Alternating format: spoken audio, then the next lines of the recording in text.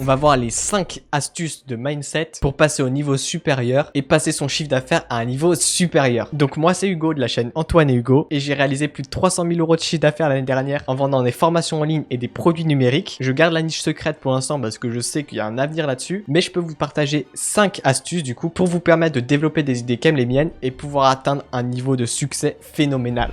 La première astuce est d'être le maximum dans l'inconfort pour pouvoir être plus facilement dans un confort. Et ça peut s'appliquer dans le business, par exemple monter des vidéos gratuitement pour que quand vous montez des vidéos pour 5-10 €, vous trouvez ça incroyable. Dans le business, ça s'applique par aller travailler pour des choses moins intéressantes pour que quand vous travaillez sur des choses qui vous étaient pas forcément très intéressantes avant mais qui sont un peu intéressantes, vous trouverez ça bien plus simple et vous aurez une productivité bien plus supérieure à la moyenne. Ensuite, pour la deuxième astuce, c'est de désinstaller toutes les distractions. Donc c'est-à-dire tous les réseaux sociaux comme Instagram, TikTok, YouTube, tout désinstaller et d'être que dans le travail. Donc ça peut être applicable avec les réseaux sociaux, mais aussi supprimer toutes les distractions dans votre environnement. Donc c'est-à-dire tous les jeux vidéo, dans votre cuisine, essayez de préparer des plats à l'avance pour pas avoir besoin de faire la cuisine tous les jours et d'aérer le maximum d'espace dans votre tête pour pouvoir travailler et penser qu'à ça toute la journée sans aucun problème.